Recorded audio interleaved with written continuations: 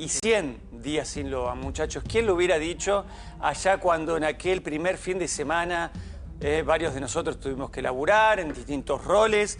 Y, che, viste que hay un chiquito desaparecido. ¿En dónde? En Corrientes. Ah, ¿en qué localidad? Cerca de... No, 9 de julio. Y ahí empezábamos a tomar las primeras noticias. Yo les digo la verdad, no pensé que íbamos a encontrar una situación 100 días después que nos tuviera parado donde estamos parados. O esperaba con mucho optimismo el hallazgo, sobre todo por el despliegue que hubo de recursos. Qué lejos quedó eso, ¿eh? Hoy no hay nafta para trasladar a uno a que declare, ¿no? Y ahí teníamos drones de todos los tamaños y colores. Usos tácticos, ¿te acordás? Sí, sí. De los profesionales y claro, los... y de los otros, ¿no? Los que quedaban en paños menor, en calzoncillo. Y hoy casi, ¿qué tenemos? Un déjà vu 100 días después. Porque, a ver, vos me decís buzos tácticos. No, buzos tácticos no tenemos. Pero hay una orden y ahora se las vamos a contar, un pedido de la familia para buscar en las lagunas, para buscar en espejos de agua, para volver a hacer rastrillajes. 100 días después. 100 días después, claro. ¿no? Y un pedido de juicio político. Buah, también, eso es una bomba. 17 detenidos, perdón, ¿no? Sí, sí. 17 detenidos, a ver, 100 días, 17 detenidos y ningún resultado que nos lleve a lo que a todos nos interesa, que es encontrarlo al chico. Y de esos 17 detenidos, y abrimos el juego si querés por ahí, Cris, ¿cómo le explicamos a la gente que hay más detenidos por una causa paralela que por la principal, la que tiene que dar respuesta de qué pasó con el nene? Que vos le pusiste ya y la bautizaste como el caso Loan 2. Sí, sí. Y al grupo, yo me resisto a utilizar el nombre de la Fundación Dupuy, porque ya el propio Ramón nos dijo, che, mirá que yo los conozco, pero hoy que no ensucien el nombre que lleva el apellido también de mi nietito. Entonces trato de no utilizar y en tren de buscar una manera de denominarlos, a veces me salen los simuladores. Es buena. Porque los simuladores, ustedes conocen este grupo de la ficción, que se preanuncia que va a haber una película. Y bueno, ¿qué tenían? Un fin altruista. Claro, sí, pero esos simuladores, al menos en mi caso, dos de ellos, la doctora Elisa Becutaya y Alan Cañete, fueron fuentes periodísticas. Está bien, una cosa que sea fuente periodística, no solamente también son los abogados, ¿no? Pero partamos de esa base. Y no están detenidos. Partamos de esa base. El contacto con ellos los establecimos en el mes de julio, cuando desembarcaron ahí, justamente el 9 de julio. Ellos ocuparon un hotel, el Hotel Bocanegra. Lo cierto es que los periodistas que estábamos dándole cobertura al caso Loan, estábamos montando guardia a diario en la puerta de ese hotel. ¿Por qué? El objetivo, ¿quiénes eran? Dos testigos claves. Dos piezas fundamentales que participaron en aquel almuerzo el 13 de junio. ¿Quiénes son? Que había ahí en el hotel. Camila y Macarena. Macarena y Camila. O sea, permanentemente lo que hacíamos era comunicarnos con la doctora Cutaya o con Cañete para ver, hoy podemos entrevistar a Camila, hoy podemos entrevistar a Macarena. Están disponibles. Ellos tenían el control ahí. Por lo menos de ellos dos. Entre comillas el control. De porque ellas dos. Por encima, o sea, apareció acá un personaje curioso, muy curioso, al que calificamos, en aquel momento era el hombre de acento extranjero. Ah, claro. Era así. ¿Cómo era el apodo? El americano, o el el yankee, norteamericano, ¿no? El yankee. En algún momento llegué a presumir que por el acento que tenía pertenecía a a la inteligencia israelí. Pensábamos que era del Mossad. Te quiero aprovechar y todos queremos aprovechar.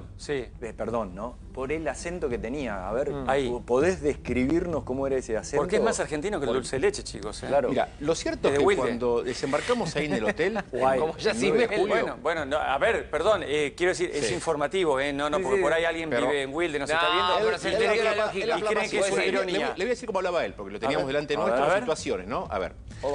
En el hotel, primero la mirada extraña y rara. Con él decidí no intercambiar números de teléfono. Él me pasó su teléfono y ¿saben lo que hice yo en ese momento? Que es la primera imagen del americano en el hotel Bocanegra.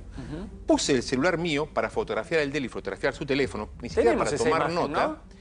Y lo que logré es, en el reflejo de mi celular, tener el rostro del americano. Lo tenemos, ¿eh? Tenemos esa imagen. O sea, algo te hacía ruido en ese momento con él. Y lo hice adrede, para tener un primer registro. De hecho, después lo compartí también con la mesa de noticias y demás, porque nos parecía un personaje muy curioso, muy peculiar. Tenemos la imagen esa del americano. Ahora la buscamos. ¿Cómo hablaba? A ver, ¿cómo hablaba? Él, por ejemplo, hubo una situación que a mí me llamó mucho la atención, una situación en particular. Mientras intentábamos buscar la posibilidad de entrevistar a Camila hasta el hartazgo, ¿no? Sí. Y ahora vamos a explicar por qué vamos a darle un contexto también, a esto. Ahí en ese hotel. Lo cierto es que el primer paso a tener en cuenta es que en ese hotel había consigna de la Prefectura Naval Argentina. Importante. Y acá me pregunto, Si había, la jueza, si había consigna era porque es un lugar importante. que se merece todo mi respeto en estos momentos, la doctora Cristina Elizabeth Poser Penso, sigo poniendo mis fichitas en el marco de lo que es su investigación judicial. Me pregunto, si ella está hablando en el marco de los delitos sobre estos 10 detenidos, de privación ilegal de la libertad por los menores. Ahí estamos viendo, ese es el hotel y ese es el americano. Ahí tenemos al americano, después tenemos la fotografía también que logramos tomarle. Pero no me haces como hablaba. instancia. No me haces como hablaba. Yo te voy a decir una situación. Prefectura Naval Argentina en la puerta del hotel. 2 efectivos. Después ellos pidieron mayor custodia porque tenían temor. Tenían temor con respecto a lo que podía pasar con Camila y con Macarena. O al menos esto es lo que ellos manifestaban. Y en un momento determinado, los veo en el fondo del hotel. Esa es la fotografía. Fíjense, con este mismo celular que tenemos acá, lo que hice yo, delante de él le digo, ¿me podrás pasar tu teléfono? Hasta ahí no sabía cómo se llamaba, ni Nicolás Soria. Era el hombre de acento extranjero, sí. Hasta ese momento.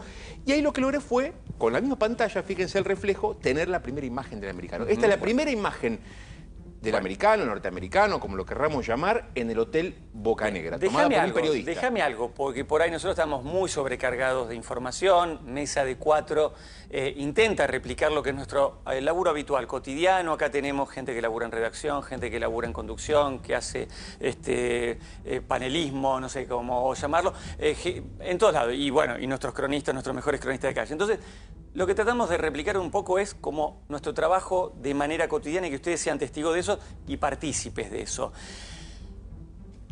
Para que entiendan el americano y todos estos personajes, si no nos perdamos en el camino. A esa altura del caso de la búsqueda de Loan ya había pasado un sinnúmero de gente buscando al chico como extraviado.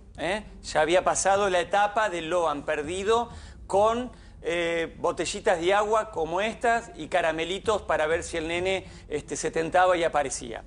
Ya había pasado muchos rastrillajes más profesionales o menos profesionales de la justicia provincial y ya se empezaba a hablar fuertemente de trata y de derivarle la causa y traspasarla a la justicia federal si era un delito de trata. En ese contexto llegamos al día donde todo cambia para que no cambie nada, que es Laudelina arriba de un auto de un abogado que se llama Codazzi, ustedes ya lo saben bien a esta altura, que en el medio se encuentran también con un senador, un legislador provincial de apellido Pellegrini, que consiguen, en vez de ir a Goya, ir a Corrientes Capital, les abren una fiscalía a las 3 de la mañana y por 40 minutos Laudelina relata que al nene lo atropelló Pérez y Cayaba cuando se iban, lo cargaron en la caja de la camioneta y se lo llevaron. En ese contexto, con la conmoción que significó eso, con el gobernador Valdés publicando los tuits exitistas que después nos dijeron que lo ganó la ansiedad de ser un padre, con la ministra de Seguridad de la Nación viajando, con Burlando ese mismo día viajando, coincidió con el día que desembarcó Burlando. Y en ese hotel se encontró, por ejemplo, con los padres por primera vez. La primera visita de los periodistas que estábamos dándole cobertura al Hotel Bocanegra fue cuando Burlando citó muy bien el dato que estás dando, a los padres de Loan. Ahí descubrimos ese hotel. Más aún, miren qué cosas extrañas pasaron en esa jornada que fue de las más intensas. Ya recapitulo completo y desde ahí retomamos con el relato privilegiado, testigo privilegiado de Cristian Balbo de haber estado ahí. Es ese mismo sábado, se cruzan en un camino, Burlando que desembarca con lo que es Burlando, con lo que era Burlando en ese momento. En el caso, se entrevista, se conoce con los papás, va con todo su equipo y en el camino a la famosa casa de la abuela Catalina se cruzan porque evidentemente no se quisieron encontrar,